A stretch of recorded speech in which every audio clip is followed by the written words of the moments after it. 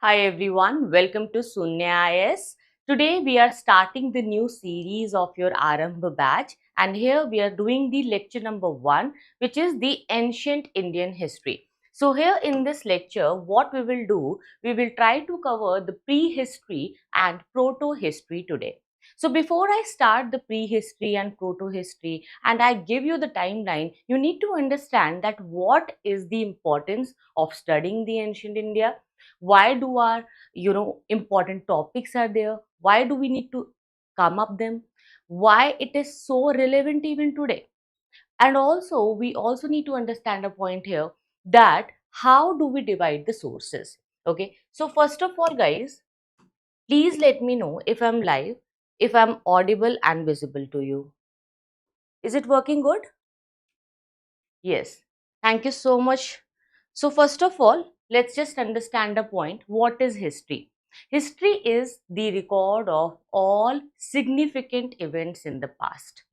Not everything is important, but the significant events are important for us. And when we talk about the sources to know the history, we have two types of sources. We have archaeological sources and written sources or literary sources. In the literary sources also, we have subdivisions, like we have manuscripts and we can also have inscriptions. So I'll start with a simple idea and a very basic flowchart with you to make you understand the difference between the prehistory and protohistory. Let's just start with the prehistory first. What is prehistory? Prehistory is a time for which we don't have any written record. Okay, but for the protohistory, we may have written records, but they are not deciphered. Either they are not deciphered, or it is there, but maybe in any other form, which is not written or got written later down. Okay, so let's understand prehistory. We can divide it into two parts. First part is Stone Age, and then came the Metal Age. Okay, if you understand this basic flow chart, you'll be able to understand everything, each and every point of your ancient India.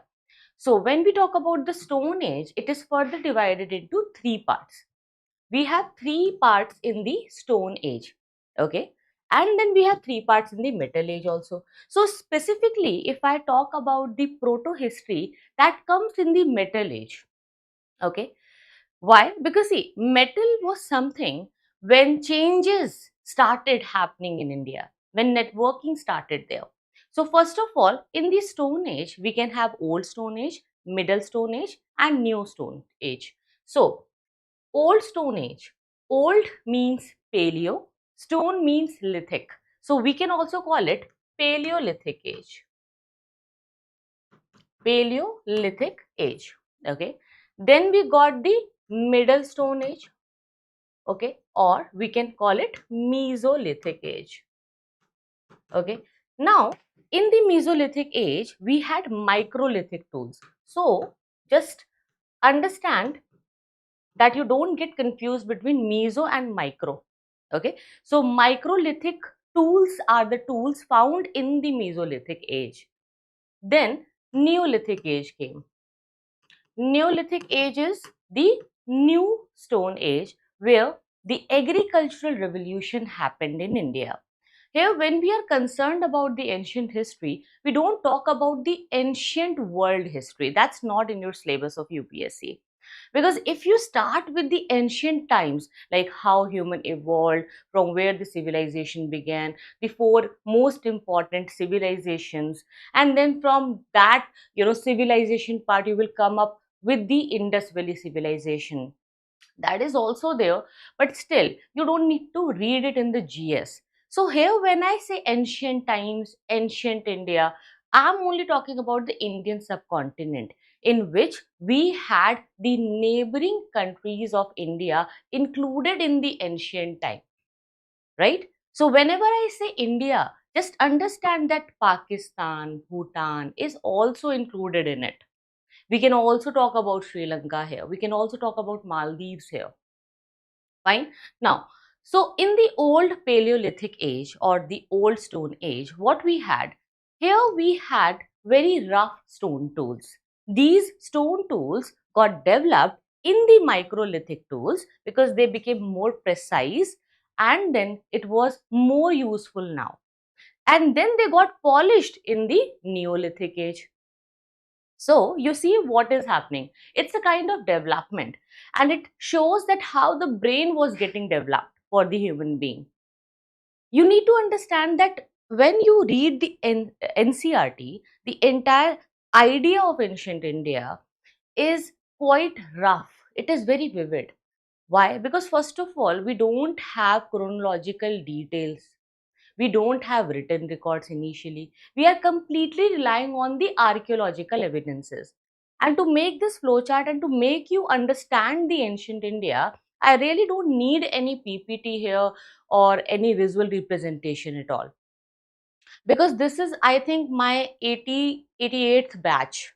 Before you, I have taken 87 batches of this NCERT course. So I'm quite confident that if I'm saying something and if you're listening attentively in the class, that will be enough for you. Okay. And I'm starting with a very zero level so that you understand each and every point from the roots, because well begin is half done. And when we talk about this particular point of Stone Age, we only have the archaeological evidences here. So what is archaeological evidences? As I told you in the starting, that we can have archaeological or literary records, sources to know the history. So when you talk about the history part, you are someone who is not, who was never there, right? And you don't have enough evidences also. You can't see and read each and everything by your own self. So you are also relying on the secondary sources, like the sources written by the scholars, writers. Like you can read R.S. Sharma and then see how he interpreted the ancient history. But when I talk about these sources are very, very important for us, because ultimately they can only give us the glance, the idea of that particular time. So what we are trying to do, we are trying to understand that how ancient people lived, how they evolved, what they used to do, how the life started in India, how the civilization got developed, and why Indus Valley civilization was so urbanized. So when we understand these concepts, then we come to the point of making the history in a chronological order.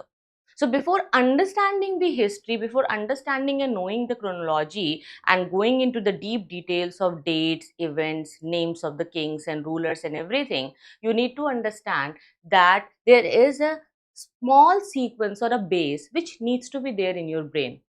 It should be inbuilt, and then only you will grasp the idea.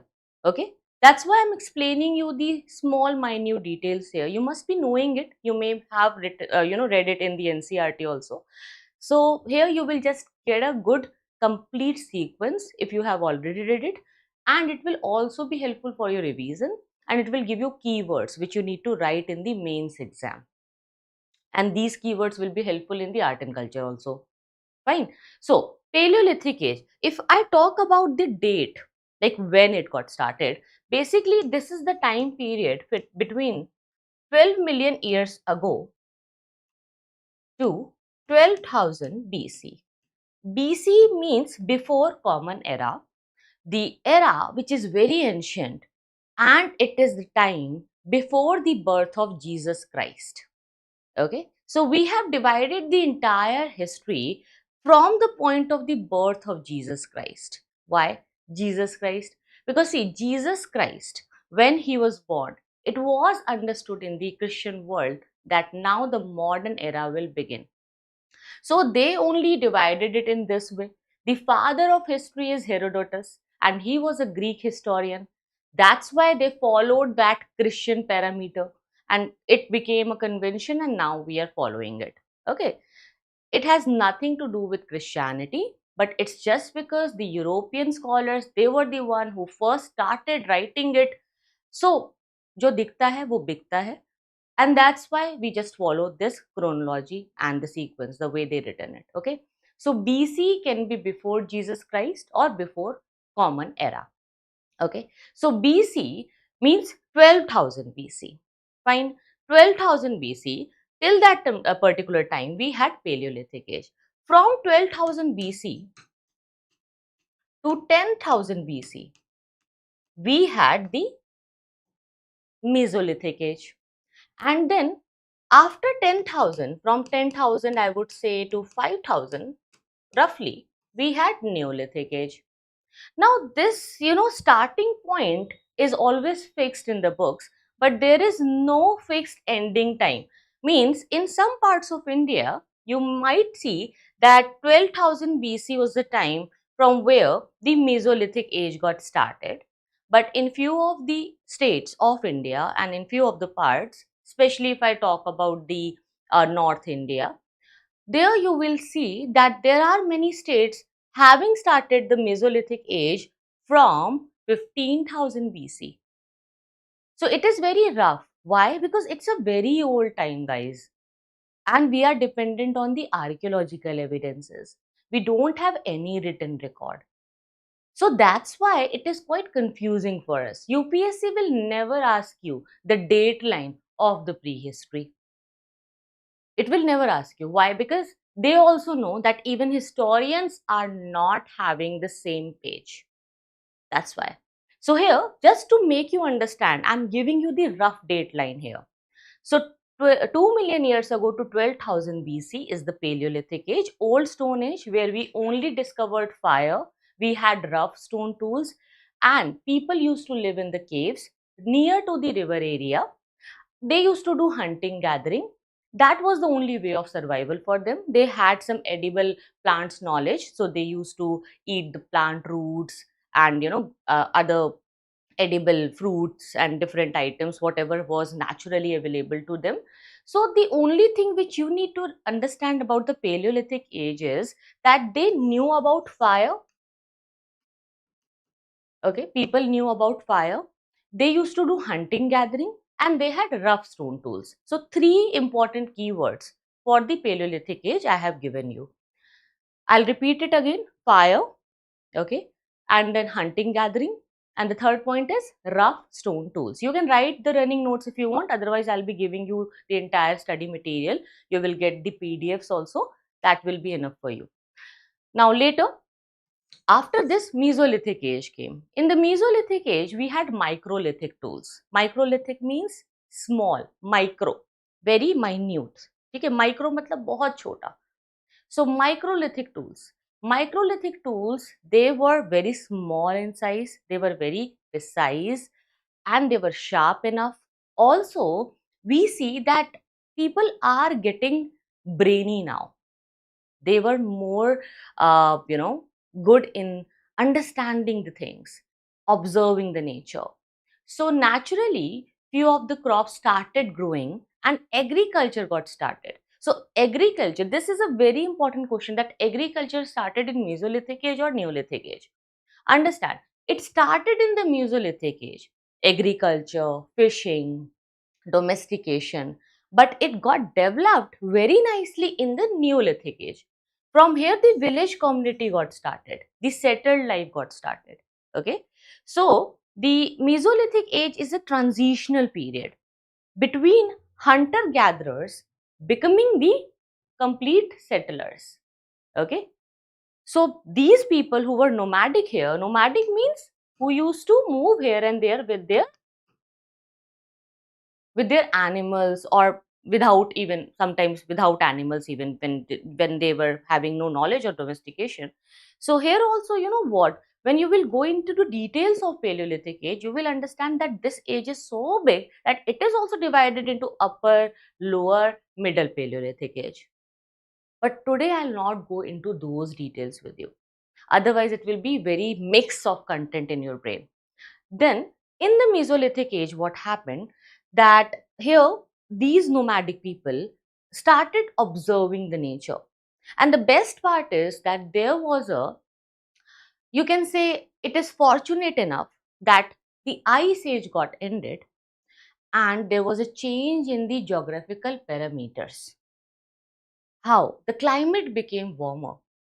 So the most important thing which you need to write and remember for the exam is the very important keyword, climatic changes. Climate became warmer, and due to the warmer climate, we got grasslands developed in India. Due to those grasslands, grass eating animals also got developed, so the domestication was easier now. The first animal to be discovered was the old ancestor of dog. We started with dog because dog gave us a sense of security. It was easy to manage also. And dogs are loyal, right? So, of course, we started domestication with dogs, and gentle animals got domesticated. Agriculture got started, but yes, it was not surplus. But in the Neolithic age, it was a surplus agriculture. So, what is new in the Neolithic age? First of all, surplus agriculture, and to procure those surplus grains, they had to make potteries. So, the art of making potteries and granaries got started from the Neolithic age. Okay, and in the Neolithic age, there was the agricultural revolution. So here we had different types of grains and different types of tools. Here we had polished stone tools, and people also started doing weaving, bunai, weaving, making clothes, and we also had mortar and pestles, silvatta. If you have seen, it's like to grind the grains. If you have seen in old kitchens, people used to have silvatta to make chutneys, to grind the grains, or to make different types of dips, or to grind the spices also. So mortars and pestles were used, and yes, they also used to make the potteries. They had granaries also in the Neolithic age. In the Neolithic age, the best thing is that they had surplus agriculture. Okay, surplus agriculture. People started settling down. Okay, so what is new here? First of all, polished stone tools. Remember, rough stone tools, microlithic tools, and polished stone tools. Fine. How the tools are getting developed from rough to microlithic to polished stone tools. Is it clear? Anyone having any doubt? यहाँ तक हिंदी में भी बोलिए बोल रहे हैं see I have already taught this in the Hindi lecture. There is a different Hindi channel, Sunya IAS English or Sunya English. Just search it. I have already taught it in the Hindi language also. Hindi में पहले ही हो चुका है. अभी that's why English में हम लेके आए हैं because many of the English students were not able to get it in the Hindi. So Sunya English is a channel for Hindi students or those who are loving bilingual more. So they can go there. Fine. Right now this will be only in English. Okay. Next is next the keyword you need to remember here, which you will write in the exam. How you will write it in the exam? I'll tell you. It is coming in the part of your art and culture. Okay. So when you read the ancient and medieval India, that will be helpful in the art and culture. It is not coming directly in the exam. It is coming through the lines of art and culture to you. So there you will need to mention it, even in the mains answers also. Fine.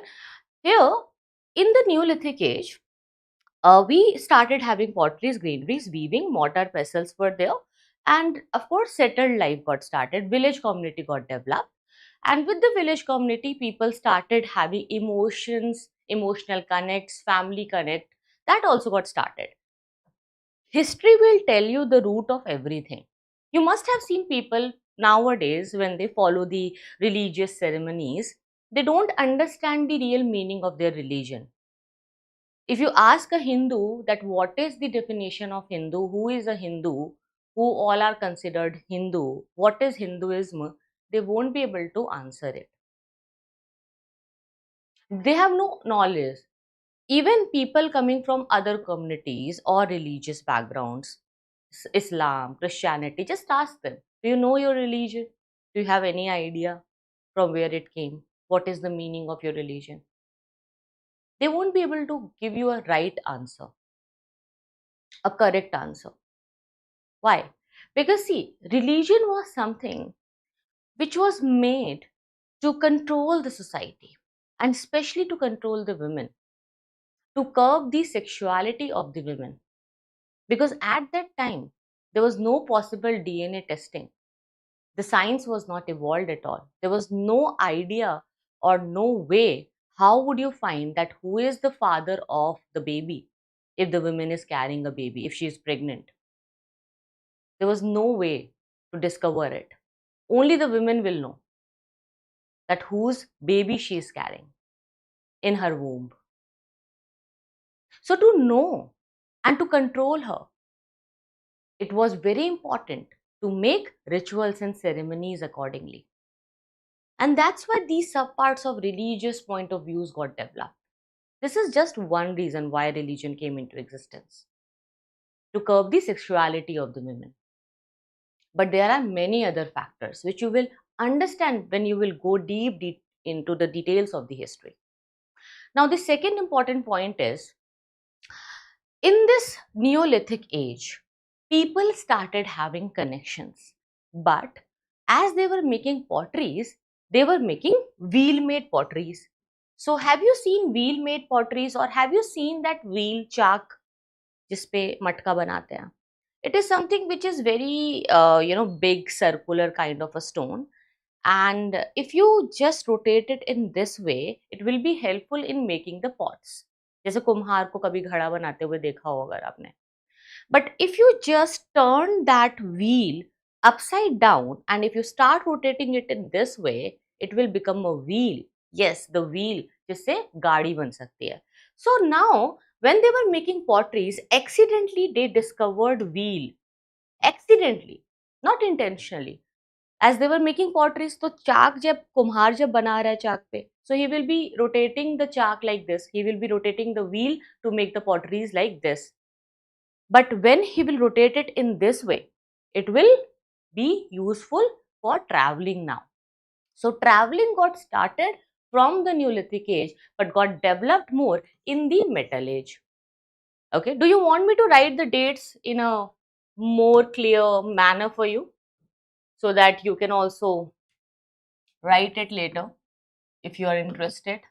I'll just write the dates and keywords again, because initially I think my writing was not very fine. So prehistory we are doing, right? I discussed Stone Age with you completely. I hope it is clear. If there is any doubt, let me know, because I want you to give a very nice broad roadmap of ancient India before we go into the deep details of it. You must be having the idea. And then Metal Age.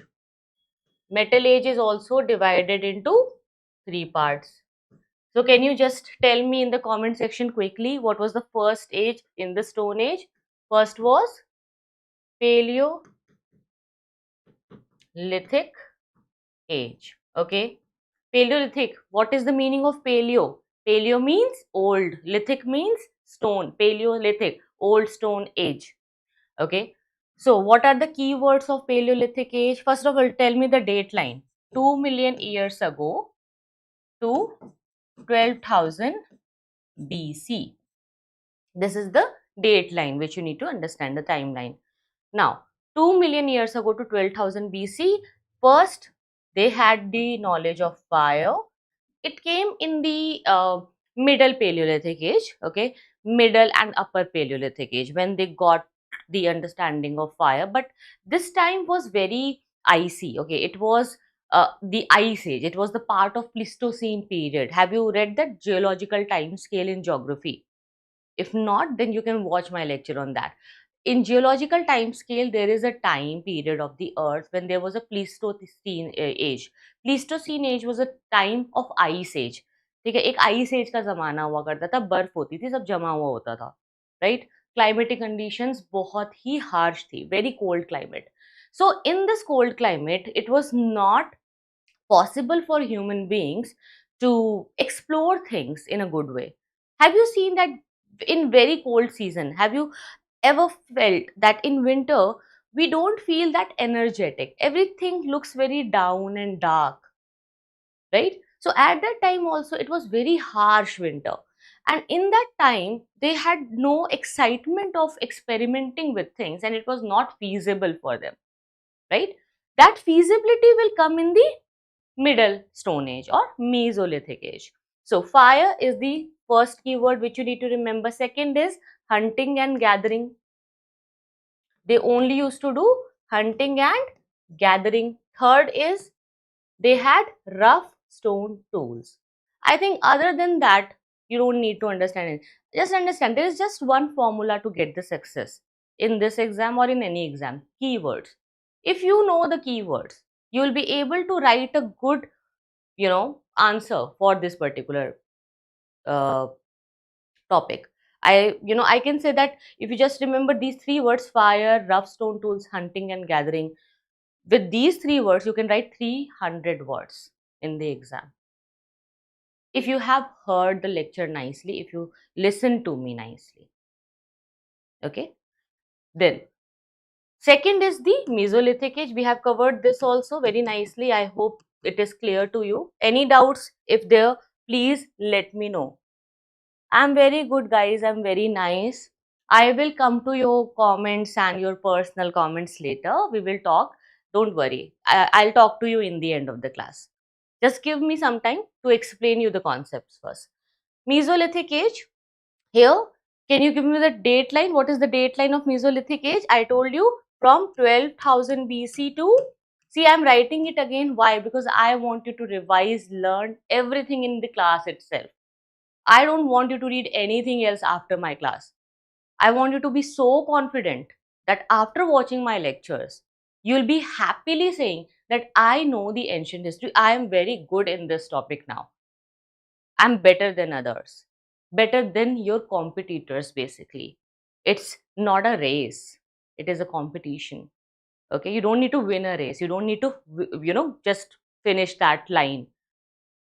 You need to be faster than others, better than others. So if you're coming to the lectures, this is my duty and responsibility to give you everything. But that content, to retain it, to revise it, it's your duty now. So 12,000 BC to 10,000 BC. Is it clear? 12,000 to 10,000 BC is the Mesolithic age. Can you give me the three keywords? First of all, climatic conditions. Climate became warmer. That's why grasslands got developed. So grass eating animals came, and they were gentle in nature. So people started taming the animals, means domestication got started. So second keyword is domestication and fishing. Domestication and fishing.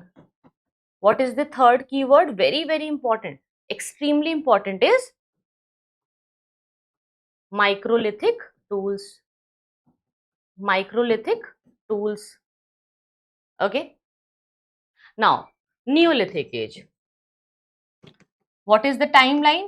Neolithic age 10,000 BC to 5,000 BC. See, we are starting the history from 2 million years ago. Like we started from 2 million years ago. You were in 2 million year ago time. You saw 2 million years ago how people used to live.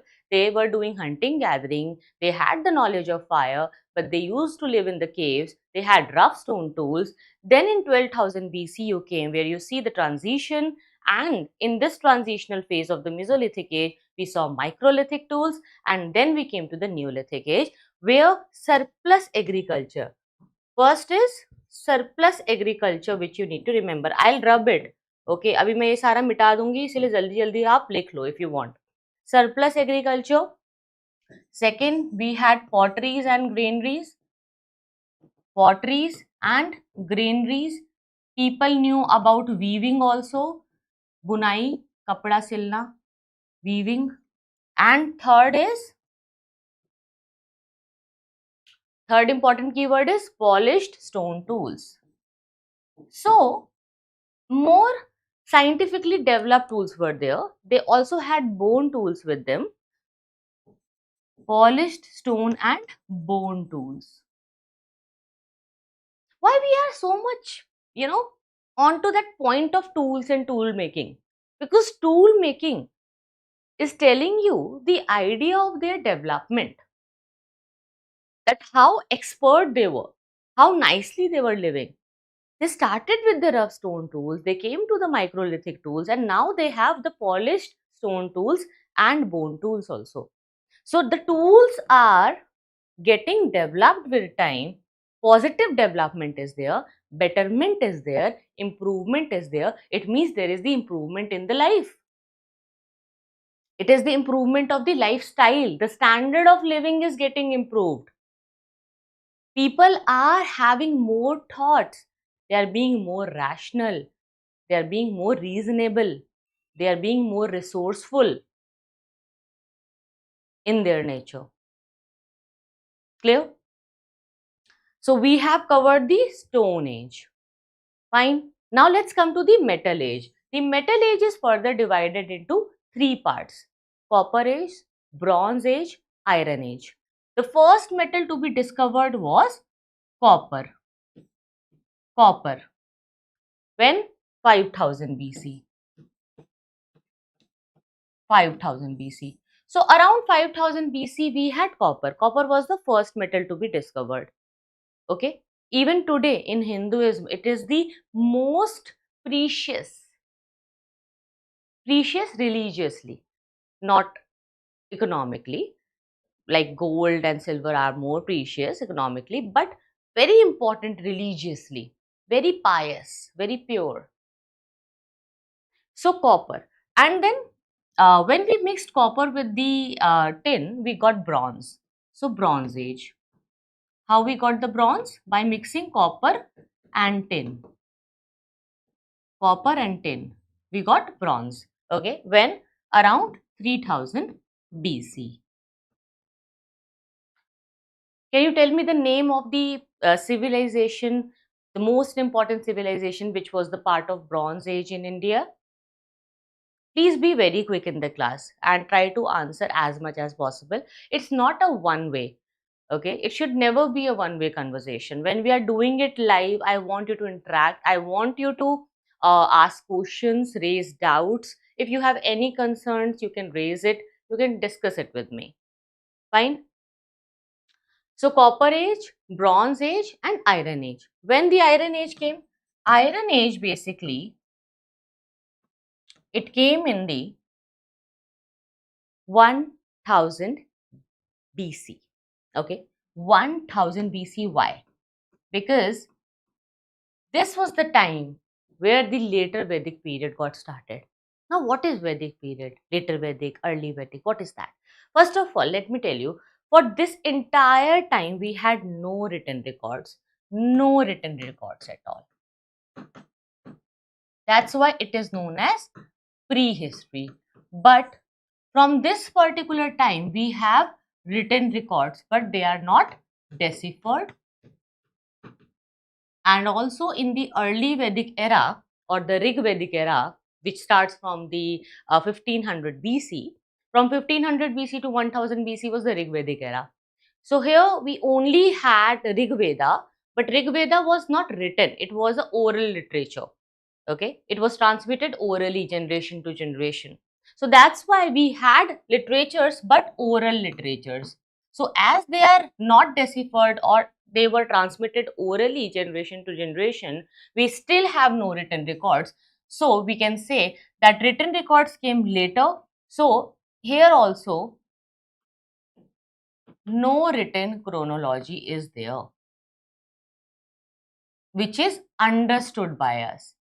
तो यहाँ पे क्या है कि जो लिखा है वो हमें समझ में नहीं आ रहा है, या तो उसको बाद में लिखा गया है, यहाँ पे लिखा हुआ है ही नहीं. Only archaeological evidences are there. Clear? We had nothing written, only archaeological evidences are here. But here at least we had something which is still not deciphered, but maybe later in future we will decipher it, we will read it. Fine. Now, they were transmitted orally, and then in the Iron Age in 1000 BC, what happened? A big level of change came in the society, due to which Varna system got evolved, And I'll talk about the Varna system when I'll come to the part of your early Veda and later Veda. Fine. So I'll just discuss this metal age with you, copper age, bronze age, iron age in more details like we did with the part of stone age. But before coming to this, just understand a very stark difference between the sources to read the ancient India.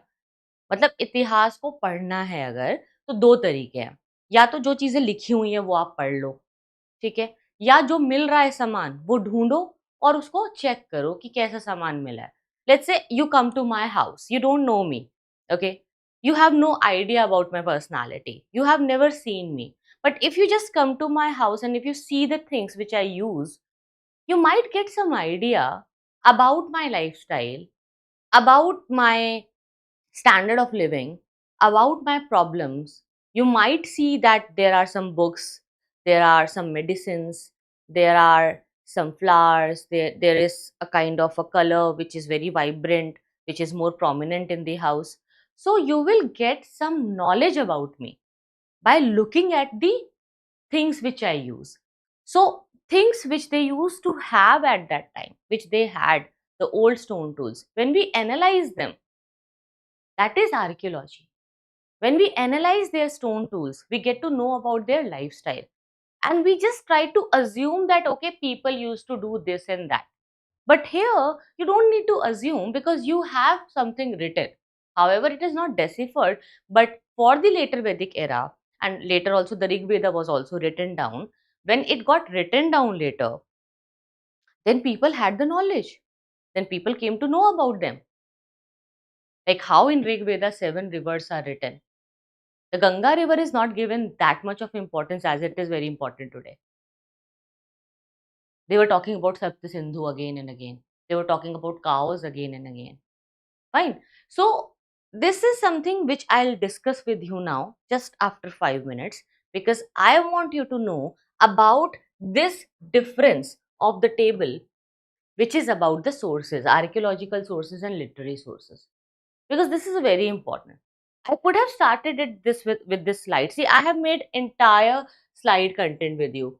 See, material remains, dating, pottery, coin, inscription, language, secular literature, foreign literature, Chinese literature, Arab literature, the prehistoric period, the tools, the radiocarbon dating. Everything is there in your slides, you know. But before coming to these things, we need to have a good base. Why I'm taking so much of your time in giving you that flow chart? You must be thinking that why don't we start with the PPDs? Why don't we go with the study material directly? This is not the right way to learn the history. First of all, I have done masters in history and I am a lawyer.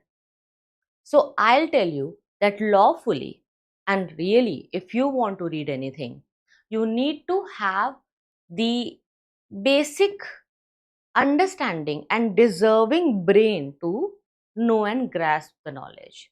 When you don't deserve it, you don't get it.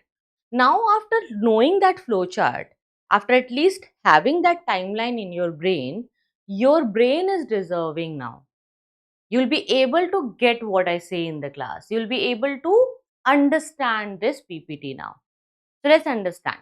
Importance of studying ancient Indian history, as I told you, it explains you the origin, time, location of earliest cultures in India.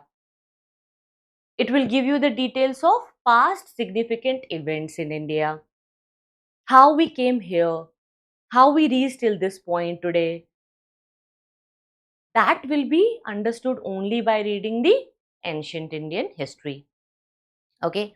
Now, it shows how people began agriculture and then how they settled to their life, how they secured their life.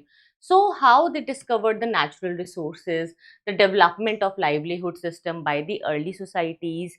All these things are only be done if you read ancient India. So this is the importance to read the ancient Indian history. Now to read it, we have different types of sources. Okay, historical sources. So material or records that provide the information about the past is the historical source. Okay, and these historical sources, they help you to understand those point of views which people had in their times, hundreds and thousands years ago. Is there any time machine in reality? If it is there, is it accessible to you? Can you go in that time and see what people used to do? Can you roam around on those caves and see how people used to live?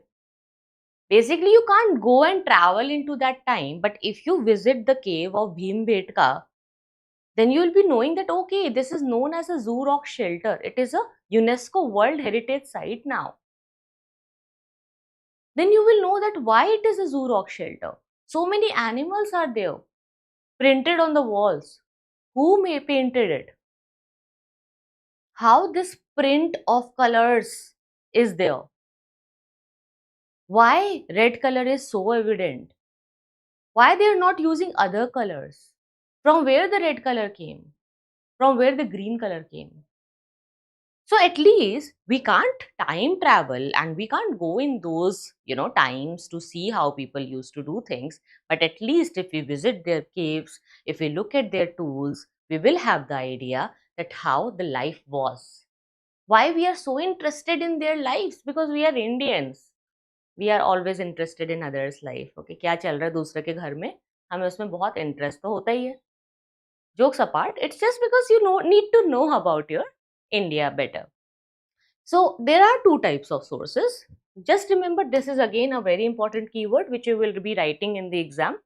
Archaeological sources and literary sources. I told you what is archaeological sources. I have explained you.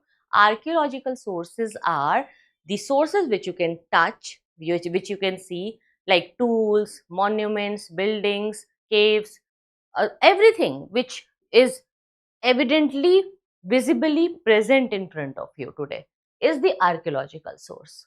Okay, so material remains, pottery, coins, inscriptions, all these are archaeological sources, in which we can have more differences between the architectures and sculptures.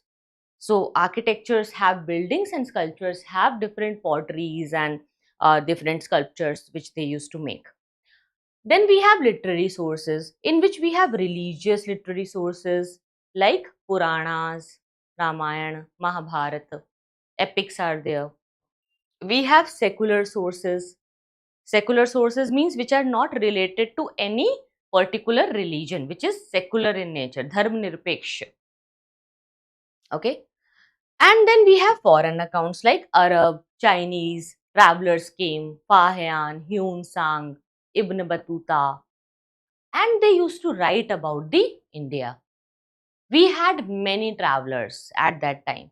You must have seen people making YouTube videos. They do travel blogs.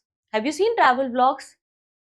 Travelers, what they do? I visited this place. Hi guys, today I'm in Goa. This is the weather here. This is the best hotel where you can stay. People do make these videos, right? And public, they watch it. They want to know it. They want to see it. So in the ancient times also, we had travelers.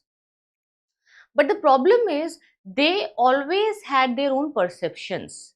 Like Fahian, he came during the time of Chandragupta too, but he never mentioned the name of Chandragupta. Chandragupta Vikramaditya. Why? Because he was not interested in polity at all. And Chandragupta was following Hinduism at that time. He was the Gupta ruler. And the Gupta rule is considered the Hindu rule according to Fahian. He used to call that the Gangetic Valley is the land of Brahmanism. He always had a Buddhist angle of looking at everything. So due to these perceptions and pre-notions, these foreign travelers became judgmental in nature. They never used to write the reality as it is. They always relied on hear and say. सुनी सुनाई बातें लिख देते थे, कभी कुछ हुआ तो लिख दिया, जिसकी कोई knowledge नहीं है. So that's why you can't completely rely on only one source. Because if you will read history of India from the foreign accounts, you might get a different perception. If you will read it from the secular sources, you will miss the religious and social ideas. If you will only read the religious sources, then also it is very problematic in nature, because there is no chronology, and sometimes the things which are written there is not really present in the society.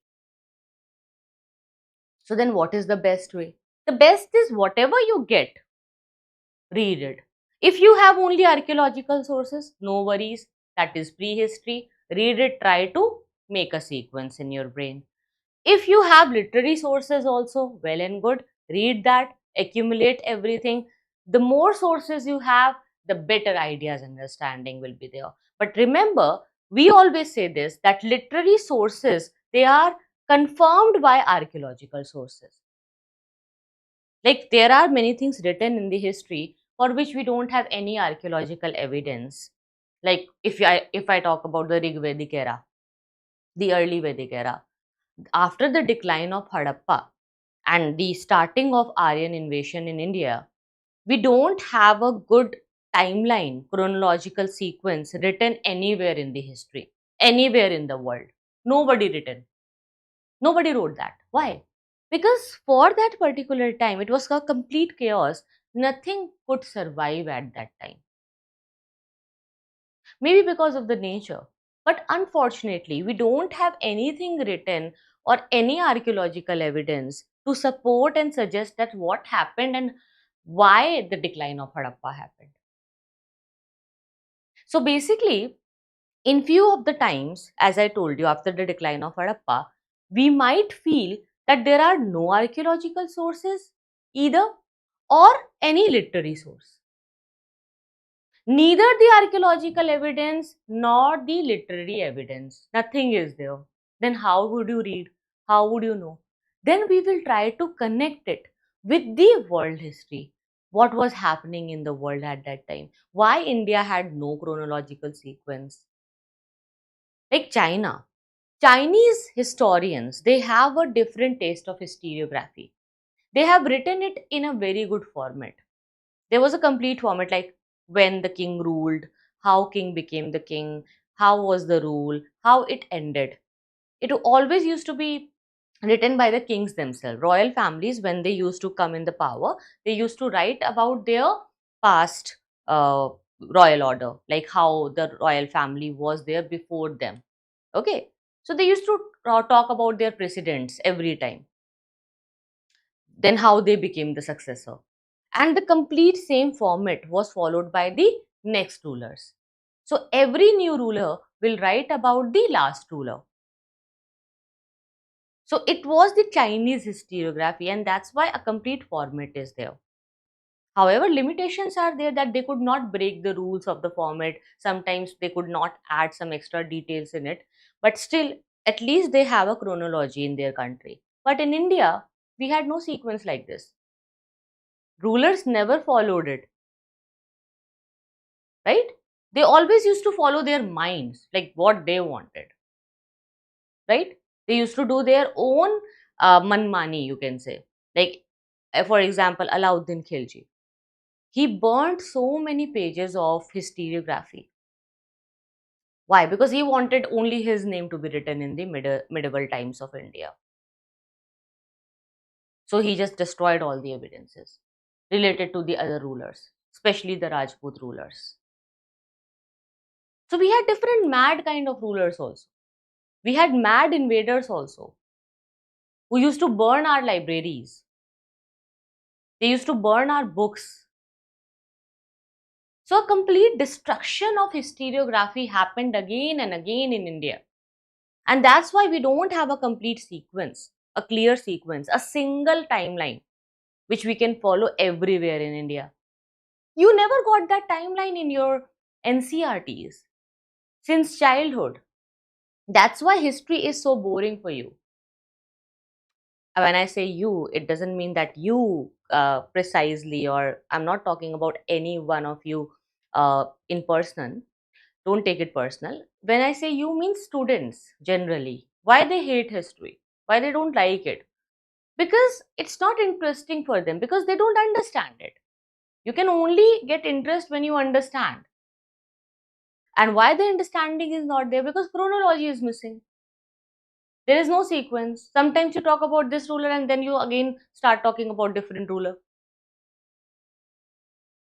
If I do it with you, how would it will be mind boggling for you. It is mind boggling for the historians also. That's why they are not on the same page. That's why they don't understand what to write, and they always fight. Scholarly debates are going on, but still we could not make a single clear chronological sequence of timeline for the history of India, which could be printed in each and every book, each and every NCERT, everywhere for all the types of students. It's not available, because whenever you write a date, it's like starting a debate. So that's why importance of studying the ancient Indian history is very, very useful for you, because it will give you the best outcome from the development of Indian point of view, like how we came here. Fine. Now you know about the sources. What are the two different types of sources to read the ancient India? Archaeological sources and literary records. Clear? In archaeological sources, we can have tools, we may have buildings. In the literary records, we will have manuscripts, inscriptions, religious records. We can have it in the form of secular literature or the foreign accounts. Clear? I hope there is no doubt. If any doubt is there, please let me know.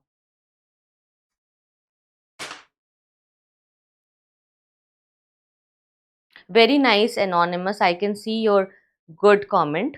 Saroj, you have written. Saroj is asking what schedule of this batch.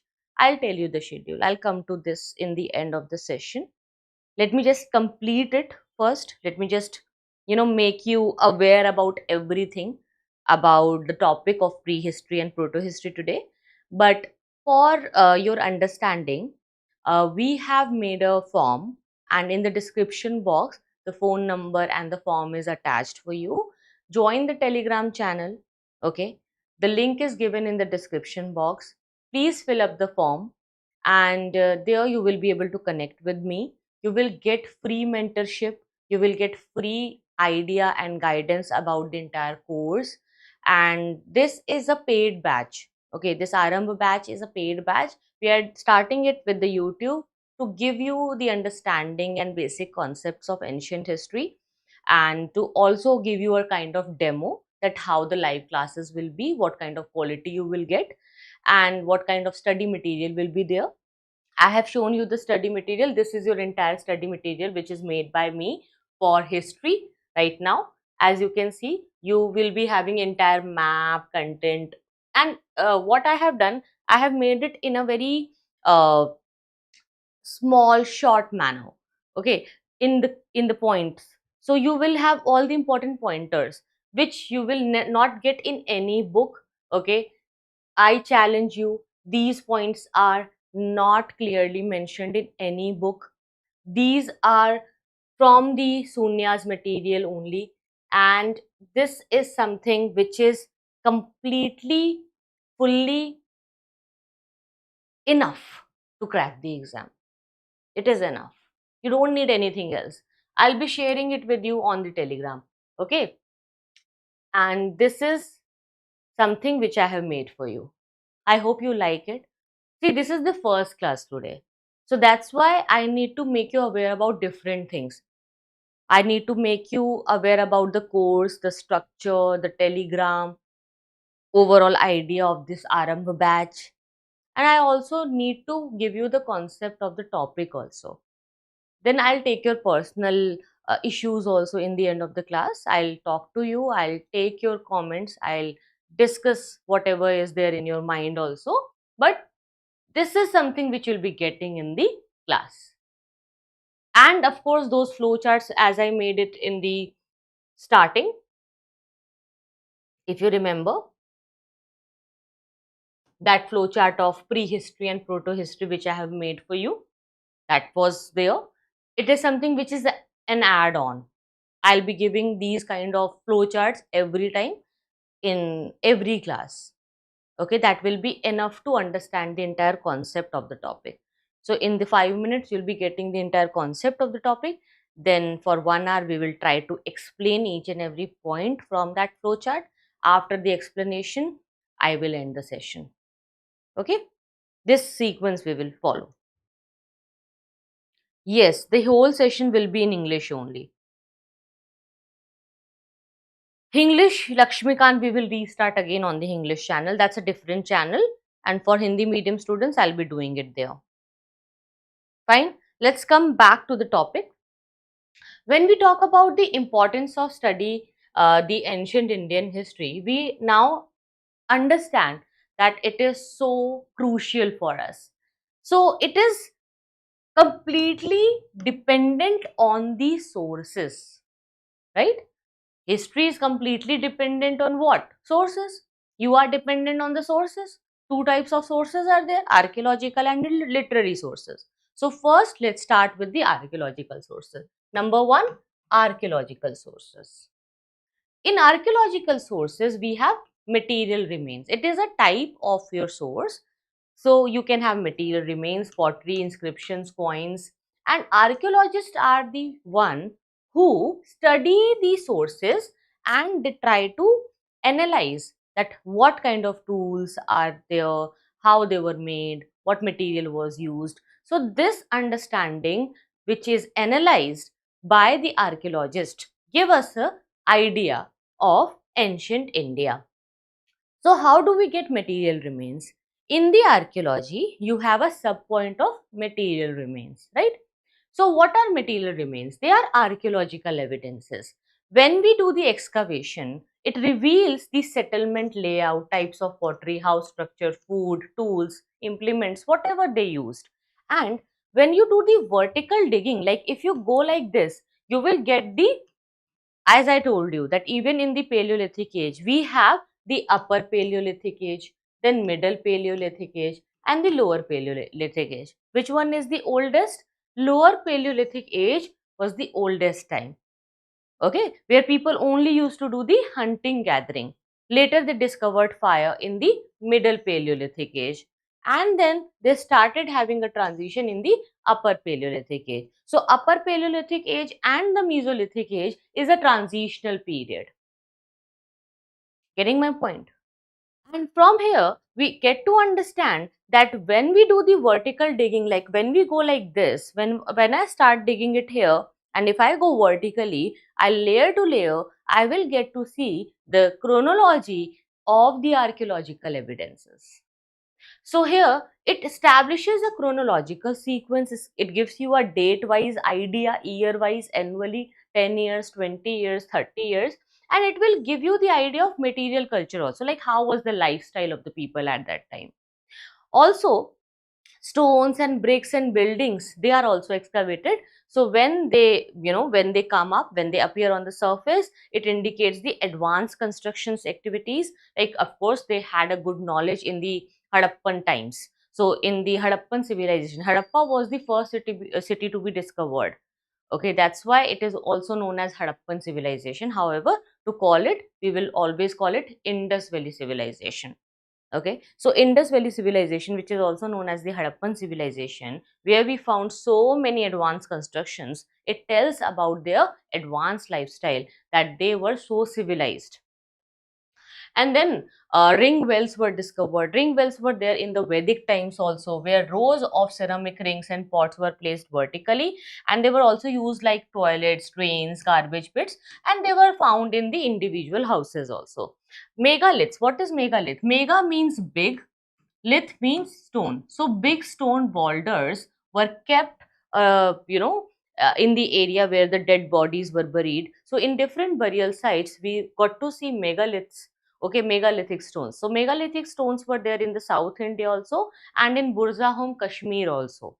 So wherever the harsh weather conditions were there, people used to keep these big boulder of stones on the burial site. So to indicate that there is a burial site here, a dead body is here, and also to keep it safe from the animals and harsh climatic conditions. So these sites where megaliths are kept are known as megalithic sites. We have different megalithic sites in South India and in the part of Kashmir as well. So here it provides the insight into the post-Iron Age life. It contains iron tools and weapons because people used to have the idea of life after death, and that's why they used to keep these items in the burial site, because they believed that the dead person will have a life after death, and then the person would be able to use these items. Iron uses. Iron uses got started around 1000 BC. It is a 3000 years ago formula. And when iron tools came around 2500 years ago, the iron pluff came. When iron came, basically iron revolution, or the iron discovery of iron, it gave the ideas to two important things. First of all, iron weapons used by the rulers at that time, which made them more powerful, and the iron plowshare, hull, kulhadi, those items used in the agriculture. So agricultural surplus happened. Now you will say how this is also surplus, and there was a surplus in the Neolithic age also.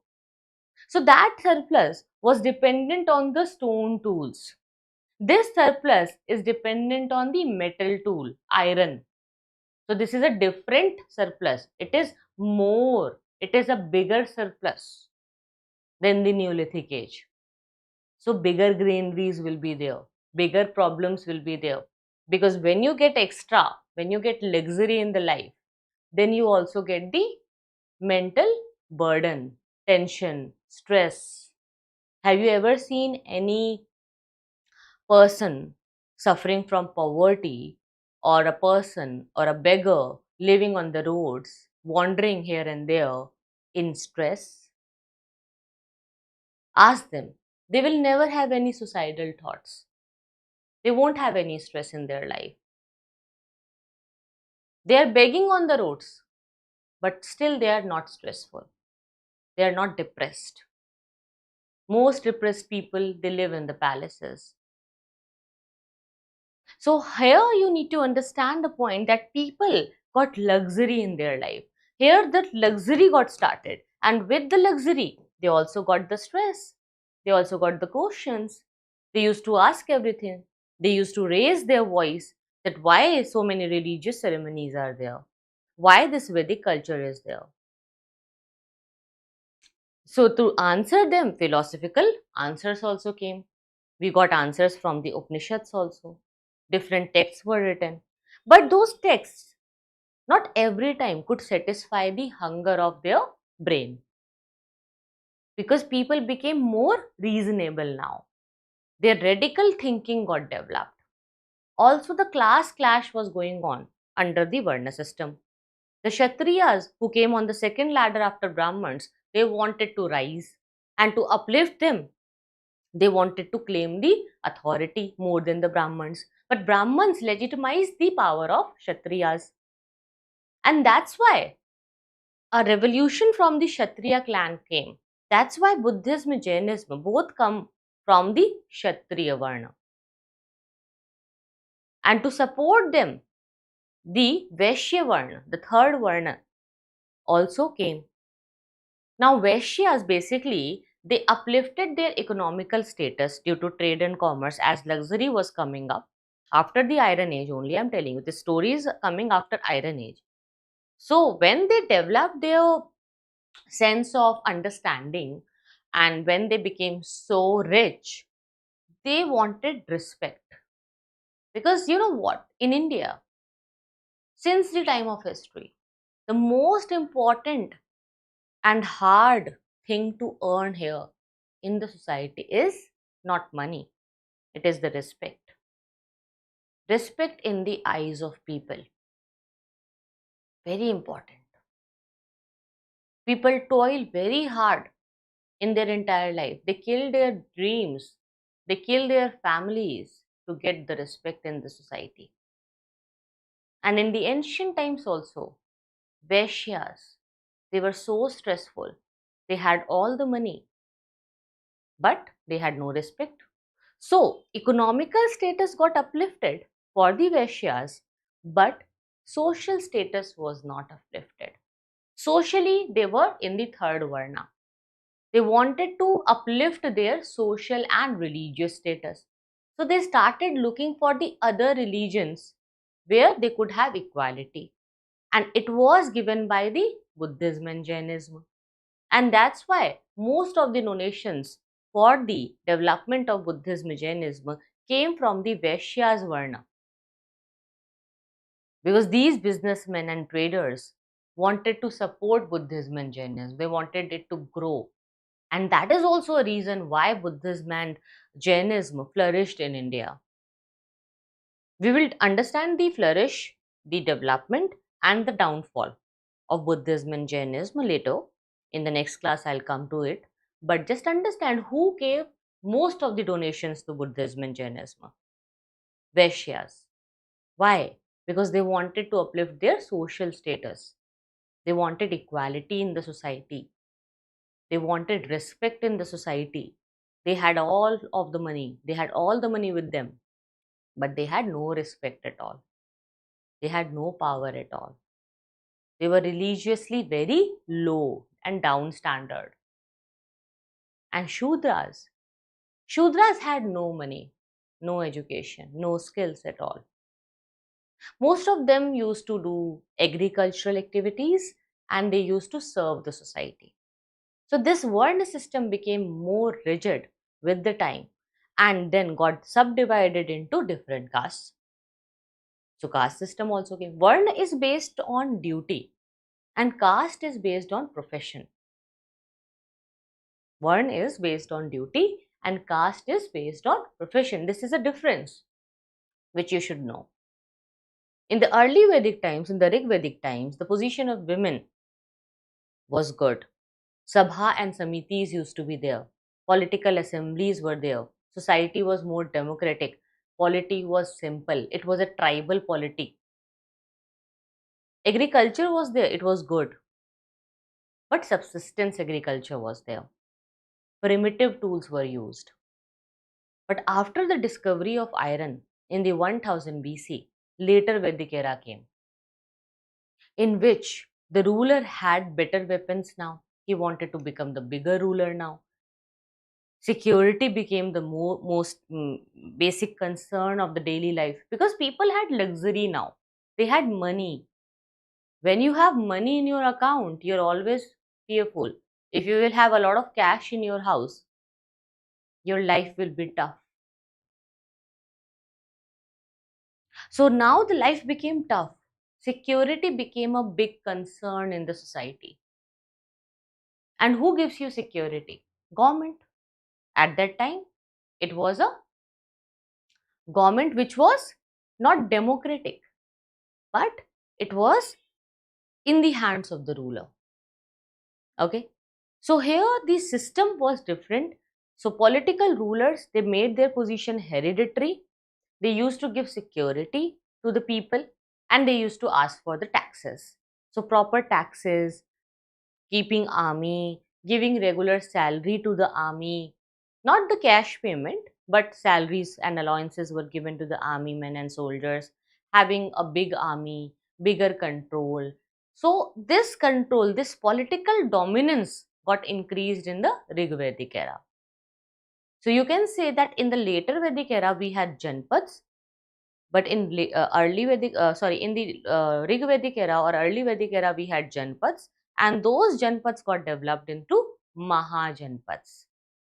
16 Mahajanpads were there, and Magad was the most important Mahajanpad, from which the Magad dynasty came. Who started the Magad dynasty? Bimbisar. Who developed it? Ajat Shatru, son of Bimbisar. Bimbisar, Ajat Shatru, Udayin. These are three important rulers of Magad dynasty. Okay. After this, the development of Nanda rule came. We had Shishunag dynasty also in the Magad only.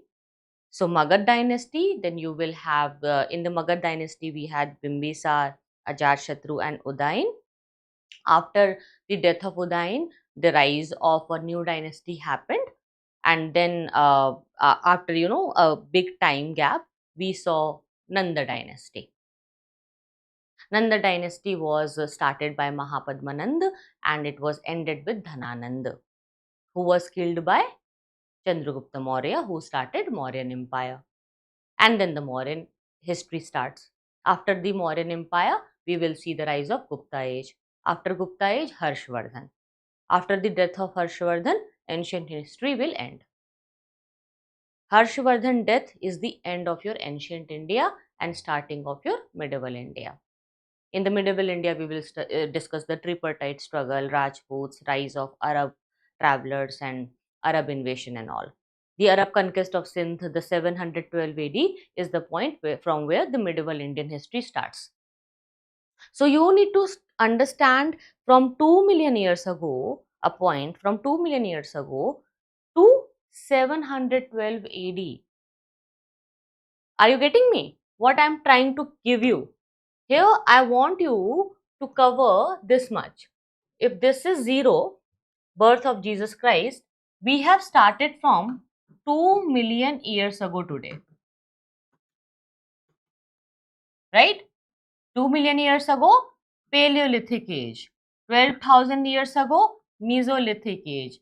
10,000 years ago, Neolithic age. 5,000 years ago, Copper age. 4,000 years, not 4,000 years ago, but 4,000 BC, Bronze age. 1,000 BC,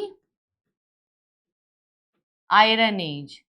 600 BC, Mahajanpads. 0, end of BC.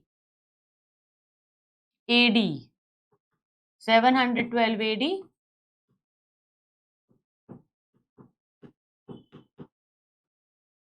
Arab conquest of Sindh, which is starting of your medieval Indian history. यहाँ तक पढ़ना है, मतलब यहाँ से 2 million years ago से यहाँ तक हमको जाना है, 712 AD. Are you getting it? So today I have covered 2 million years ago what happened in 12,000 BC, 10,000 BC, 5,000 BC, 4,000 BC, 1,000 BC, 600 BC. In short, I have covered it. Okay, details will be given to you. And whatever I'm discussing or dictating you in the class or whatever I'm speaking, even if you're not writing, don't worry, it is written in the slides. And these slides and these materials will be given to you. Fine? So, all these things, they tell you about what? That how people evolved. And it is completely dependent on your material remains. Okay? As I told you, 1000 BC iron came and iron weapons, iron axes, iron plowshare came, which helped in clearing the forest area. A lot of forest area was brought under cultivation, due to which a lot of surplus agriculture happened. Good agriculture happened. More crops came. Clear?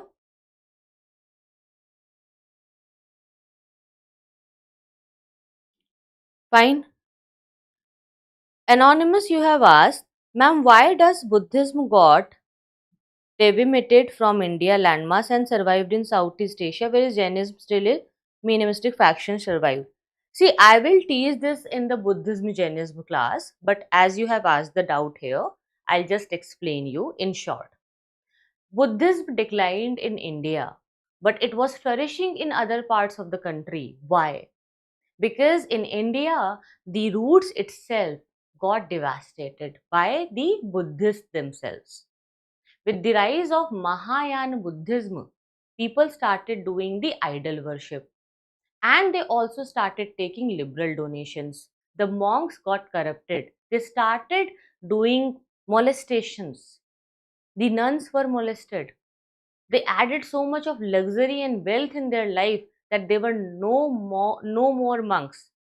Have you seen nowadays there are so many gurus and babas? बाबा तो होते हैं, वो लोग गुरु होते हैं, साधु का उनका भेष तो साधु का होता है, but they are most luxurious people. They are not sannyasis, they are just sadhus. They are very religious, but they are very luxurious also. So this problem of adding the idol worship, using Sanskrit, giving up the the language of the masses, giving up the purity, starting molesting the women, working only for the wealth and money, taking so many liberal donations. It added to the decline of Buddhism in India. That is why. It's like people won't be able to trust you anymore. If I say something, that okay guys, I'll be completing your entire syllabus. Okay. And from the next class, I start teaching in Hindi. I change my language. I start teaching in Tamil from the next class. What will happen to you? You will lose my trust, isn't it? Or I'll lose your trust. You won't be able to come in the class. You'll not join my lectures. You see that she's just teaching bullshit. She's not even speaking the right way. Similar things happened with the Buddhism. Buddhists started rising because they used the language of the masses. They were using Pali. Pali language was the language of the masses. People used to relate with them. People lost that connection. And when you lost the connection, when the connection is lost, then the religion is lost. Okay. In short, this is the answer. More details will come because we have an entire different lecture for Jainism and Buddhism. And I don't want to break the sequence in the class because already in the history it is a problem that we don't have a good sequence and date line. That's why I'm giving you the dates and timeline again and again in the class. I'm explaining this again and again to you because I want you to understand the timeline. If you will go date wise, that okay, it happened 12,000 BC, 10,000 BC, 5,000 BC, 3,000 BC, 1,000 BC, 600 BC, 500, 400, 100, then AD, 100 AD, 200 AD, 300 AD, 712 AD. Till the time we will reach 712 AD, we will have a good idea of everything. That will be giving you a good, right, roadmap of the history. It will be not confusing at all. It will become interesting for you. I hope you're getting the point. Okay. Yes, Kanil, I'll be teaching the entire class in this way only. Don't worry. Fine. So, next important concept is material remains. I hope this is clear. See guys, if you have any doubt from any word, just point it out. Just tell me. Okay. I'll explain you 100 times. But don't ignore any concept. Don't ignore any word. These are the simplest and easiest keywords and the most important one which I have written. You can see there is no bullshit in my content. I don't add extra details in my classes because already we have lack of time. Okay, and so many materials are there. It's such a vast syllabus. So to cover that such big syllabus, the vast syllabus, in a time period, in a limited time frame, I need to have limited words with you because you will have a word limit in time and time limit in your mains answer also, right? You just need to have 250 words per topic, and that's why per topic I have only 250 words in my slides. 250 words per topic I have given you, so that you have the exact 250 words to be written in the class, and extra 1000 words I am explaining. If you are listening to me, you are getting extra 1000 words in your mind, so that if you forget anything in the examination hall, but if you have, completed my lectures, if you are listening to me, this will be there in your long term memory and you'll be able to write a good answer. So here, importance of studying the ancient Indian history we have covered. Also, we have discussed the historical sources, in which we covered the archaeological sources. I discussed the different types of archaeological sources and material remains with you. Now I will discuss the dating in the archaeology. Like, let's say we found something. How would we know that this is old or not? How old it is? From which material it is made? What is the date line or timeline of this material? Okay, how would you calculate the years? कोई सामान मिला आपको, वो कितना पुराना है, कैसे पता चलेगा? How will we know? So there is a way which is known as radiocarbon dating. Okay, this is one method. There are many methods like dendrochronological dating is there, pollen method is there. So the most important one, about which a question in prelims also came. I don't remember the year, but the question was about radiocarbon dating in the prelims, UPSC. So carbon 14 dating or radiocarbon method, it is used to determine the age of material remains, where you see the loss of carbon in the organic matter, and when you calculate the loss of carbon, you calculate the year accordingly. Then we have pollen analysis or the plant residue study. It helps to understand the climate and vegetation history. Then we have carbon dating evidences where agricultural practices were there in Rajasthan and Kashmir in the early times of 6000 BC. How do we know about it? When we do the radiocarbon dating method. Animal bone examination also helps us to know the things and their date, how old it is, identify if animals were domesticated, or understand their uses in the ancient time. These all are different ways. But the most important and significant idea is potteries. If you study the pottery, the colors of the pottery, the materials, that will also give you the idea of the culture. Like we have the painted grey ware potteries, painted grey ware sites, the most luxurious and rich sites in India. Okay, very good civilizations. Painted grey ware, PGW, PGW sites. You will read it in the ancient history. Red ware sites, black ware, red and black wares, red and black potteries, red potteries, polychrome potteries, different types of potteries were there. Okay, and trust me, if you read about these potteries, it will be enough for you to know the history. See, when I was doing masters in history, I always focused on studying the potteries. Okay. And trust me, I have scored very well in my masters just because I always had the keen interest in reading about potteries of the ancient civilization. It gives you so minute and detailed idea. Each and every design is so helpful to understand. So potteries are also very important sources for us. Various types of potteries were found like red and black pottery, I told you.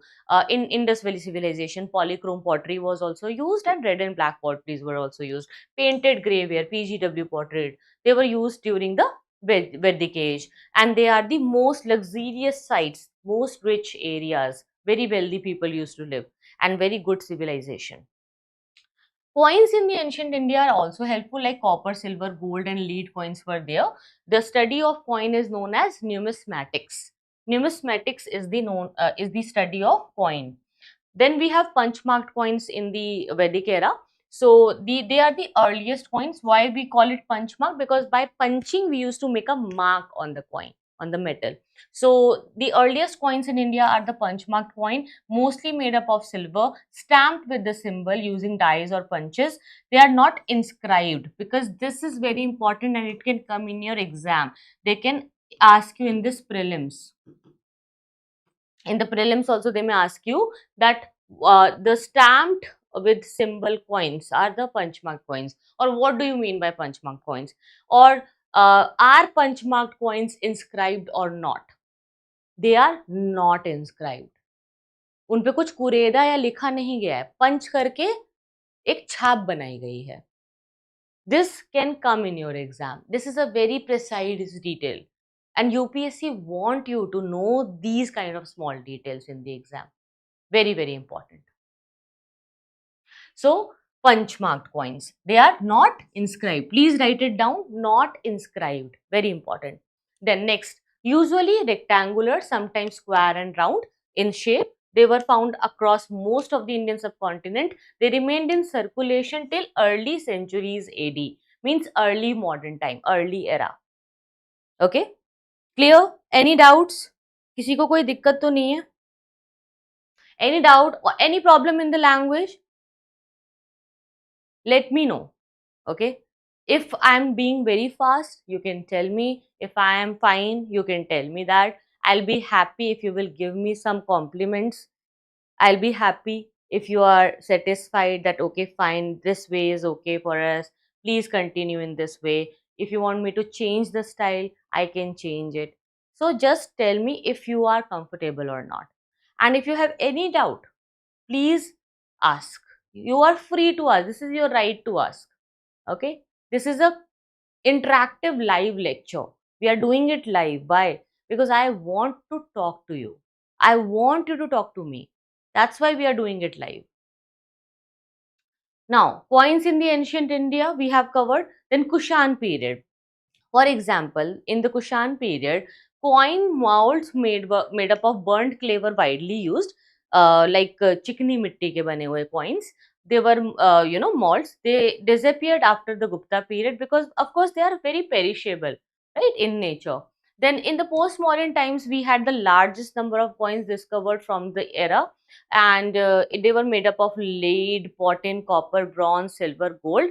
Later coins started including the names of kings, gods, dates, which told us that what kind of religious culture and values the rulers and their families used to follow, what the society at that time used to follow. That will be known by the coins. See, the largest number of coins were found in the modern times and postmodern times, but largest number of gold coins are found in the Gupta times. Remember, largest number of gold coins were found in the Gupta coins. Most of the varieties were found in the Gupta coins, but the purity was best in the Kushan times. During the Kushans, Indo-Greeks were the first to introduce the gold coins in India.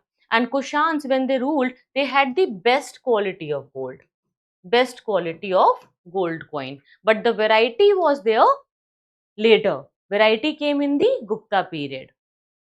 Variety of gold coins came in the Gupta period. Most of the coins in general were found in the post-modern India. This you need to remember. Very important. Next, importance of coins in the ancient India. Coins, they find spots. Like wherever you find, like if you found the coins in one of the spot, that region will reveal the circulation and the political control of the ruler, helping trace the ruling dynasties. Like Indo-Greeks, we found their rule, their areas, their locations from the help of the coins only. Clear? Then provide insights into economic history. Coins issued by merchants and goldsmiths guilds, they show the rise of craft and commerce. So what do you mean by guilds? Guilds are also known as shrenis. Okay, this is a Hindi word, shreni, but it is also used in the English medium textbooks.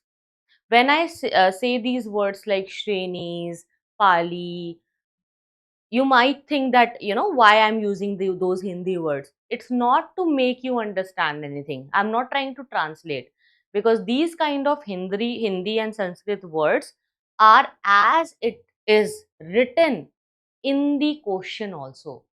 Sometimes you may find it in their own way. So you must know the names. Some of the Hindi terms are also important, even if you are an English medium student. Getting it? Sindhu, Sindhura Dampa. Why I am explaining something in Hindi sometimes? Because there are some Hindi terminologies coming from the Sanskrit words, and that is important to know the root word of the concept. And it can come in the exam also. Not directly, but indirectly somewhere it may be there mentioned in a statement. So if they write Shreni anywhere, you must know that what is Shreni. Shrenis were the guilds of the merchants, like group of the merchants. So what these people used to do, these merchants were very, very wealthy. They had a lot of money. So they also used to contribute in the society, like making the roads, digging the well, irrigational help, or making the canals. So they used to give liberal donations every time, like a ruler. So when they became very powerful, they also started issuing their own coins. Okay, so these coins were also there. Now, Gupta dynasty issued the largest number of gold coins, indicating flourishing trade and commerce, as I told you, and a lot of variety was also there. But the post-Gupta period, we found that coins were decreased, and that's why it shows a decline in the economy. Certain religious symbols and legends offering information on art and religion also are inscribed on the coin, which reflects the availability of natural resources. Satvahans, they were the rulers, they were in the Deccan area. They issued many lead coins due to the rich lead deposit in the Andhra and Maharashtra. So always remember that nature is the base. Everything comes from the nature. Naturally and regionally available material will be used, not only in the coins, also in the buildings. Every time you see a building material, you'll find that it is made up of the locally available material. Clear? You will get these PDFs, Malappa, in Telegram. For the Telegram link, you just see the description box after the class. I'll update the description box again, where the Telegram link will be provided to you, and the link to fill a form will also be there, through which you will be able to connect to me and other mentors who will guide you to download the PDFs, to read it, to follow the books, and also to crack the exam. Okay? Everything will be given in the description box. Fine. Now, let's come to the inscriptions in the ancient India. So, the study of inscription is known as epigraphy. Okay, epigraphy is the study of inscription, and paleography is the study of old scripts and writing. Paleo means old, as I told you. So, these inscriptions and records, they are very important. They are always written on the harder surface, like rock or metal. Okay, they are not like manuscripts, because manuscripts were written on the palm leaf or the bark of the tree, especially the birch tree, which are found in the Himalayan regions, but they are perishable. Inscriptions are not perishable in nature. Copper plate inscriptions are the most important inscriptions for the ancient Indian land records. Land records were always maintained in the copper plate inscriptions. So inscriptions were engraved on seals, stone pillars, rocks, copper plates, temple walls, bricks, images. Copper plates began to be used along with the stone inscriptions in the early Christian era. When we talk about the key inscriptions and discoveries, the earliest inscriptions, they were found in Harappan seals 2500 BC, and it is not yet deciphered, but it is very, very important for us. If we talk about the oldest deciphered script, that is the Brahmi script, which was used by the Ashoka in his times, 3rd century BC, and it was deciphered by whom? This question also came. James Princip in 1837. He was the one who could read it, who could decipher it. Then the first to decipher Ashokan inscription was he was James Princip. This line comes with this line. Okay, you can write it down. Then next is Firoz Shah Tughlaq. Firoz Shah Tughlaq was the last ruler of Tughlaq dynasty, after which the Taimur invasion happened in India. Okay, and after the invasion of Taimur only, Khizr Khan came to India, who started a new dynasty. Can you name the dynasty? Can you tell me the name of the dynasty started by Khizr Khan, who came as the assistant of Taimur? After the Taimur invasion, Khizr Khan, he was left in Afghanistan and he wanted to explore more in India, and he started a new dynasty. It was a short-lived dynasty, but it is very important dynasty. It is a part of Delhi Sultanate. अब तो इतने सारे hint दे दिए. I have gave you so many hints. Tell me. Sayyid dynasty.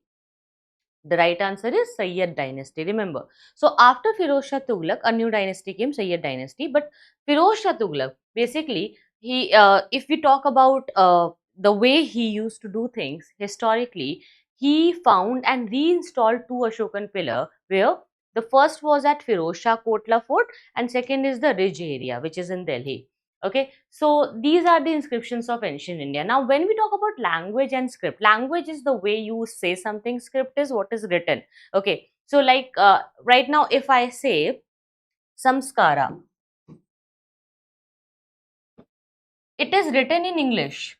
Okay, but it is not a English word. ये एक Sanskrit word है, right? Are you getting me? So basically language is something which you speak or which is giving the roots to the word, but script is the way you write it. Okay, so Prakrit was the earliest, inscriptions were found in the Prakrit only, because Prakrit was the language of the common masses, and of course we have the Sanskrit language, Sanskrit scripts also. So Prakrit is a language. Earliest inscriptions in the 3rd century BC, they were written in Prakrit. Sanskrit also adopted as epigraphic language in the 2nd century AD. We have regional languages. Regional languages got developed more in the Bhakti and Sufi movement, which was the time of medieval India. It is when we talk about regional language, they were used in the inscriptions from 9th to 10th century AD onwards. When we talk about the script, the style of writing, we had Brahmi script, which was used in the Ashokan inscriptions, which is written from left to right. When we talk about the Brahmi script, it prevailed across India except in the northwest. This they can ask you in the prelims, that where Brahmi script was not very prevalent. Where the Brahmi script was not very prevalent, the answer is northwest India. Okay, main script until the end of Gupta era was the Brahmi script only. Ashoka always used Brahmi script most of the time. Then Kharoshti script, it was also used by Ashoka. It is in some inscriptions, it is written right to left. Then we have Greek and Aramaic script used in Ashokan inscriptions in Afghanistan. We have foreign references also, like Bokhaskoi inscription, Asia Minor, where some Vedic gods are mentioned like Mitra, Varuna, Indra, Nasatya. Okay, can you tell me the method of writing which was there in the Indus Valley civilization? Anyone? And what kind of script it was there in the Indus Valley civilization? Let's see who will give me the right answer. When we talk about the script, it was a pictographic script. Okay, it is not deciphered yet, but the method was known as Bostrofedon method. It is a method where you change the direction in the alternative lines. Like the first line will be written like this, and then second line will be written like this. So it goes like a snake, changing the direction in alternate rows. Right to left, then left to right. Right to left, left to right. Right to left, left to right. Bostrofedon method. This also came in the prelims. That's why I told you. Clear? Very nice, Parito and Anonymous. Thank you so much, Parito, Principal, for your beautiful comment. I hope this is clear to you. Language and script. Okay, types of inscriptions in the ancient India. We had different types of inscriptions like royal edicts. Royal edicts, they contain orders and decisions on social, religious, and administrative order. So basically, it is coming from the king's side. It will give you the perception of king. Like nowadays, we have Man Ki Baat from Modi ji, where he says whatever is there in his mind. So this is also something which will tell you that what was there in the mind of the rulers at that time, what rulers used to think, what rulers wanted to tell you, their orders. And Ashokan inscriptions are the best example of royal edicts. Ashokan pillars were royal edicts, rock edicts and pillar edicts of Ashoka. Then votive inscriptions, they are records by the devotees, especially if you talk about the Jataka stories. They give you the insights of the Buddhism, how Buddha was there, the life of Buddha before this birth, so many births of Buddha in different forms. So basically, records by devotees in Buddhism, Jainism, Vaishnavism are votive script. They are about commemoration of a temple, pillar, image, tablets as act of devotion. Then we have eulogistic inscriptions in which the highlight of attributes and achievement of a king and conquerors are there. इसको हिंदी में क्या बोलते हैं? प्रशस्ति. Yeah, प्रशस्ति. This is again a Hindi word, but it's a terminology which English medium students should also know. See, first of all, I'll tell you a point. This is an English medium course. Okay, this channel is an English medium channel, right? It's a complete English course for you. I deliberately say something in Hindi, few of the terms. I do it. Why? Because it's important for you to know the word. Okay, so whenever I add a bit of Hindi, when I give you a term in the ancient Indian class, only it will happen only in the ancient Indian history class, and somewhere in the polity classes also some Hindi terms are there. That is not because it's to give you a translation. It's not to make you comfortable in any language, or it's not to make you adopt any language. It's just to make you understand a term which is a Sanskrit or a Hindi term, but it is an important term. It has some weightage in the exam. That's why I'm giving you it. Clear? Yes, Prashasti. So Prashastis were written to do the prashansa, means to do the compliments, to give compliments to the ruler. Rulers were compared to the gods. Example, Allahabad pillar inscription of Samudragupta. So donation records were also there, like mention of gift of land, money, cattle. Donors included kings, princes, artisans, merchants, mostly for religious purposes. They used to do like Devdhan. Do you know what is the difference between Devdhan or Brahmadeya? Devdhan and Brahmadeya. What is the difference between these two types of donation? Anybody? Can you tell me? Yes, Preto, anonymous. Tell me.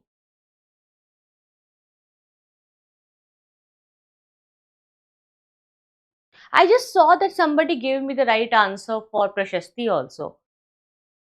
But that comment I can't see right now. But somebody gave me that answer. Very nice. Well done, whoever gave me the answer. So Devdhan was the land grants given to the temple. Brahmades were the land grants given to the Brahmins.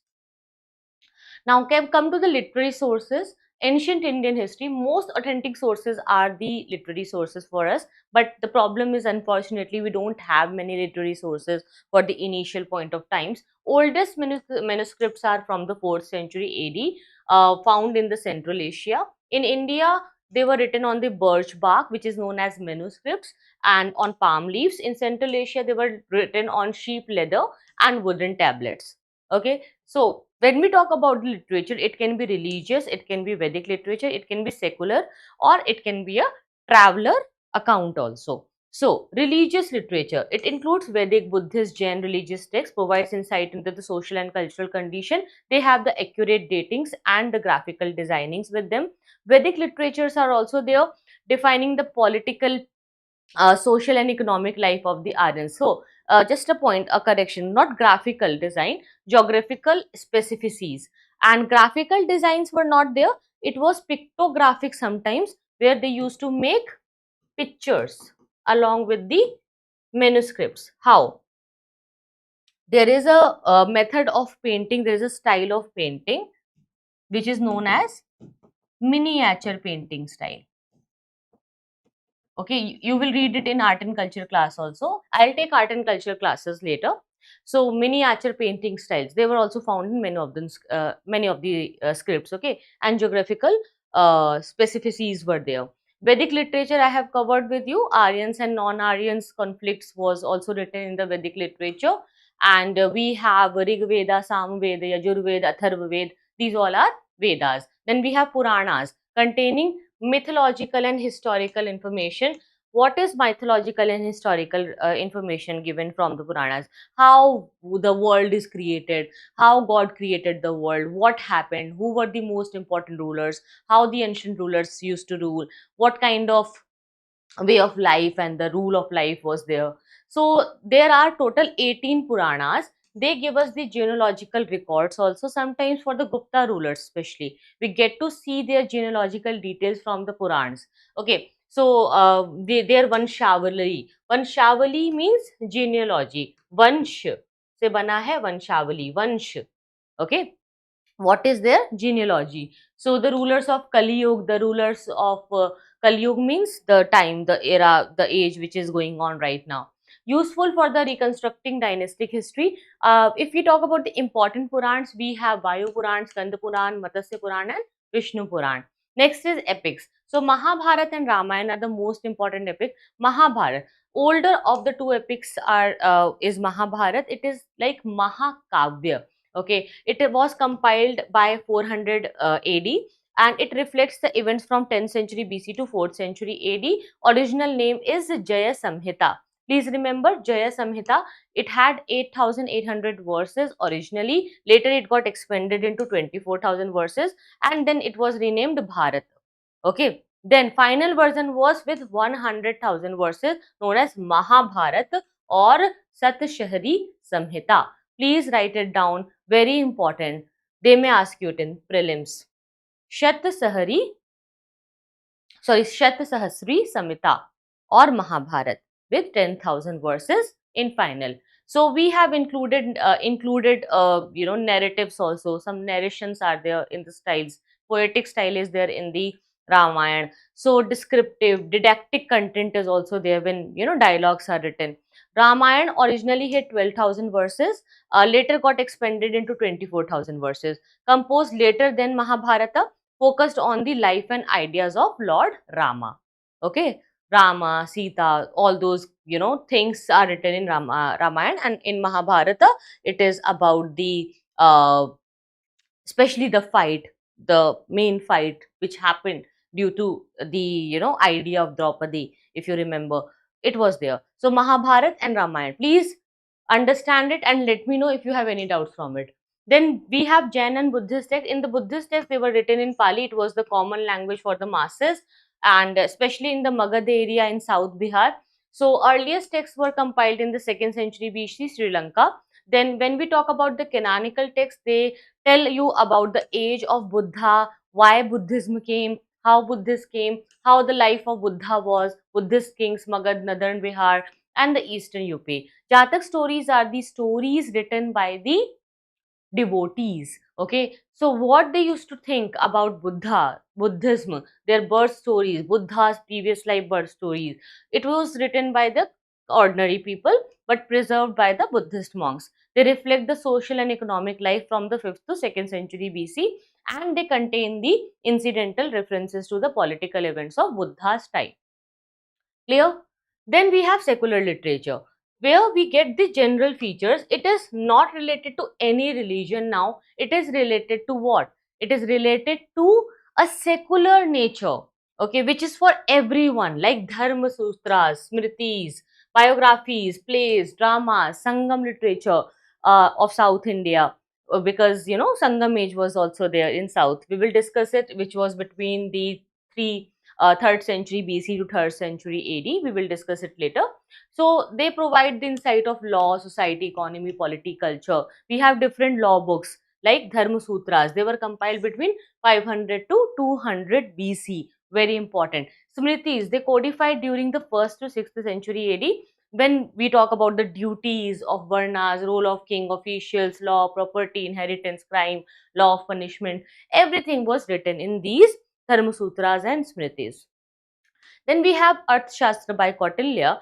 It is divided into 15 books. Book 2 and Book 3 are the earliest books, very, very important. Final form was by the end of Christian era when it came. It reflects the modern era society, polity, economy, because he was the minister of Chandragupta Maurya only. Rich source for the ancient Indian political and economic history, very important secular source. Okay, then we have dramatists and poets like Bhasa, Kalidas, Banbhat. They describe the social and cultural life of the people, especially during the Gupta period. Very important, Kalidas. Kalidas is also known as the Shakespeare of India. Okay, so his important works are kavyas and dramas. Famous is Abhigyan Shakuntalam. Then Banbhat, he wrote Harshcharita, and it gives you the idea of Harshvardhan, his rule, his early career, his court life. So it is all about the 7th century AD India. Then important works like Sandhyakar Nandi's Ramcharita, which depicts the conflict between the Kevarta peasants and Pala prince Rampal, which is again a very important work which gives you the idea of the Pala rulers. Then we have the Bihana's Vikramakanda Vachitra, which is a chronicle which is about the Vikramaditya 6th.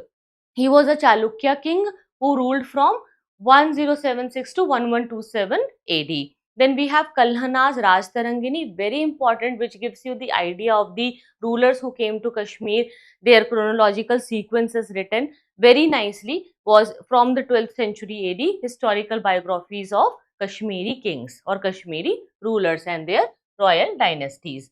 Last is your foreign account. This is the last thing which I need to discuss it for today. Greek and Roman sources are there. And when we talk about the general context, Greek and Roman travelers, sailors, writers, they left detailed account of India's politics, society, economy, trade. They are most important for the ancient times, and their writings are key historical source for the ancient India. If we talk about the important writers, we have Herodotus. Herodotus never came to India, but he is also considered as the father of history. Okay, he mentioned the Persian conquest of northwestern India and India as 20th province of Darius Empire. He, somehow uh, he made crazy. Alexander was made crazy because of the writing of Herodotus. Alexander, after reading about India, only came. You know what? He never knew about India. But Alexander, when he used to read about India, when he came to know about India, that how India is so wealthy, then he, made a plan to invade. So Herodotus was one of the inspiration. Then Megasthenes, he came to the court of Chandragupta Maurya, Sandrakottas in 322 BC, and he wrote Indica, which is lost now. But we have some quotes of the Indica from the later writers. It gave the information of modern administration society. Then other Greek Roman writers also came like Arrian, Curtius, Plutarch, Diodorus, Dionysius. They provided the details of Indian polity and society. Okay, other travelers also came, like I told you, Fa Hian, Hyun Sang, Hin Sing. Then we have some Arab travelers. We have different travelers coming from the different parts of the world. But in ancient India, these travelers are the most important for you. In medieval times, we will see more travelers are coming. Apart from this, you also need to know about Fa Hyan and Hyun Sang. But Fa Hyan and Hyun Sang will come repeatedly in the classes. So that will be learned by you automatically. But this much you need to know. It is very basic. So what I have covered in today's class was the most basic concept of your ancient India. We have covered prehistory, we have covered proto-history. We will discuss it in more details in upcoming classes. I'll see you guys again tomorrow at 8 p.m. Daily 8 p.m. the classes will be there.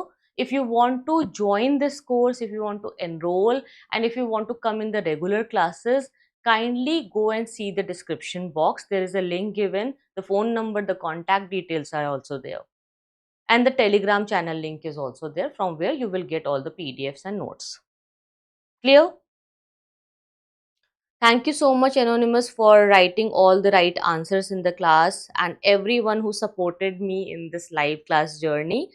uh See, yes, that's the irony, that we call Kalidas as the Shakespeare of India, and we also call Samudragupta as the Napoleon of India.